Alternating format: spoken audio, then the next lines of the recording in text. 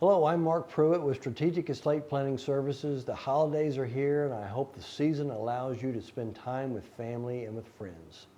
I want to reflect on 2025 and then give a glimpse of where I feel the market is headed in 2026. First, the recap of 2025 has been one of changes on many fronts. Political, party change, tax changes, tariffs, interest rates, the growth of AI are just a few examples. And some areas have been settled and passed legislatively, like the Big Beautiful Bill, where tax rates have been locked in until Congress passes legislation to change that. This is much harder to do than a simple executive order. And the legislation now allows businesses and consumers to plan going forward regarding what they will pay in tax based on those locked-in rates. Another area is interest rates.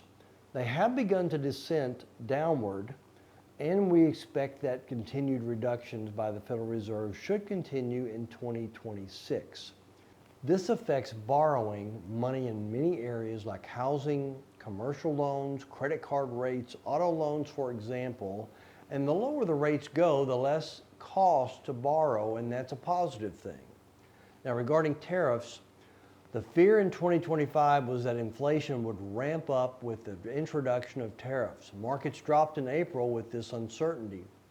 Many stated that if you look at history, that would not be the case, and overall, the economy has not had inflation based on the tariffs.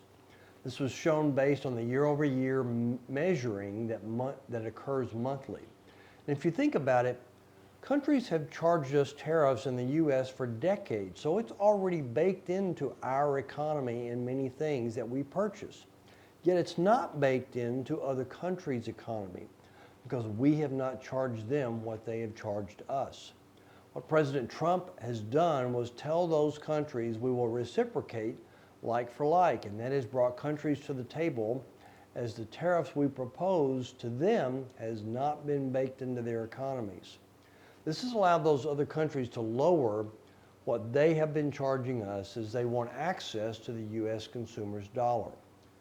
Now, I went and sat in a training provided by AE Wealth Management and learned that AI, artificial intelligence, has been around since 1956 and has now become mainstream with the use of technology. And the best phrase that I heard was that AI will enhance the human ability to think in a much faster way. Take, for example, when I was a kid growing up, I had an encyclopedia or a dictionary, or I could go to the library and look up an area. Then the internet was born, and I could do it from home at that point. Fast forward now to the beginning of AI, and it streamlines and makes information and thought even more efficient. And I learned that AI will take 10 years to gain the knowledge of what it took us the last 100 years to obtain. Now, could it reduce jobs in certain areas? Yes. But it will also create jobs, and it will make production of goods more efficient in many areas of our lives.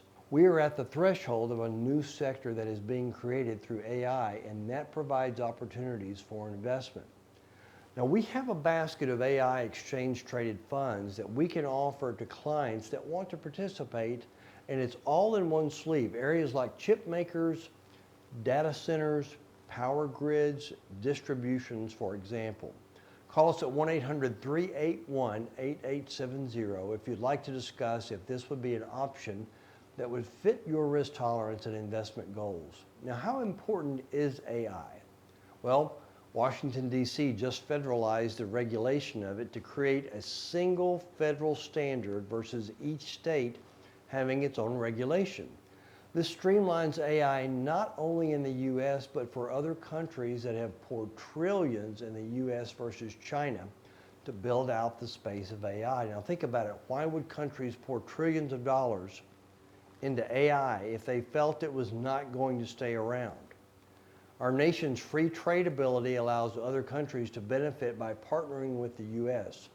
What we don't want is to have AI be politically biased in one state versus a different bias in another state on liberal or conservative agendas, and that is why we want a single federalized standard. Now, moving on. Some areas of concern would be to the uptick of unemployment rate, higher prices in housing, rent, and food. And in my opinion, as interest rates and energy prices continue to come down, AI continues to grow, then expansion should begin to happen in jobs, the building of houses, and commercial buildings, for example. Now, food and energy and housing, in my opinion, are the biggest areas that affect our lives, no matter what our economic status is. Overall, 2025 has been a good year for the market, and we expect that to continue in 2026 as many of the policies that have been put into place in 2025 will begin to take effect in 2026. Markets are affected by policy, and if policy provides for less taxation, less regulation, lower costs to expand and produce, then better profits allow stock values to rise. My opinion is that we expect interest rates and energy to continue to decline, and job creation should begin to pick up, and markets should move forward if consumers continue to spend and companies continue to show profits. I want to thank each one of you that put your trust in our services. You know, we count it an honor to serve you and your family, and we're sending you a letter that has 3 of our business cards so that you can pass those cards along to anyone that you come across that may need help or have some financial or estate planning questions. Merry Christmas and blessings to you and your entire family in the new year to come.